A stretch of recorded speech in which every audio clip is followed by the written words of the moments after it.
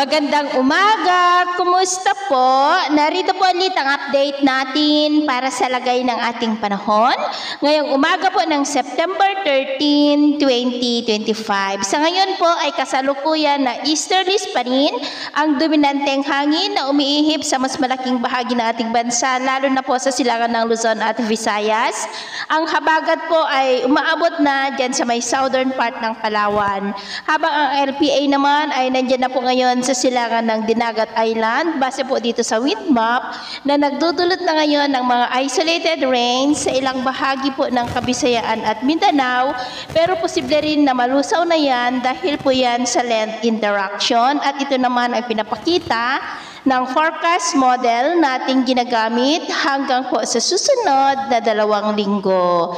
At sa lagay ng ating panahon, ngayong madaling araw ay may mga isolated rains sa ilang bahagi ng Palawan, Oriental Mindoro, Romblon, Bicol, Eastern Samar, Northern Samar, Leyte, Bohol, Cebu, Negros, Capiz, Iloilo, Sulu Archipelago, Zamboanga Peninsula, Northern Mindanao, Surigao del Norte, Sorsogon at Davao. At mamaya po ay sisikat naman ang araw sa malaking bahagi ng bansa, lalo na sa may Luzon at Mindanao, pero dahil sa LPA ay cloudy skies with isolated rain sa ilang bahagi ng Visayas, Southern Luzon at Surigao del Norte, maging sa may Lanao provinces at Holosulu.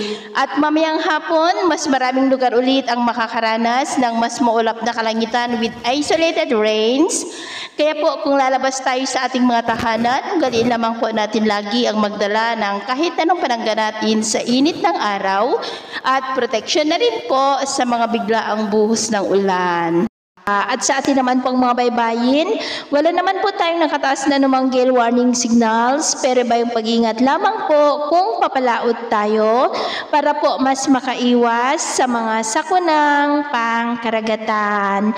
So ito lang latest update natin sa araw na ito. At ako pumuli si James na nagsasabing sa kahit anong pagsubok po na darating sa ating buhay, huwag na huwag po tayong mawawalan ng pag-asa. Thank you and God bless.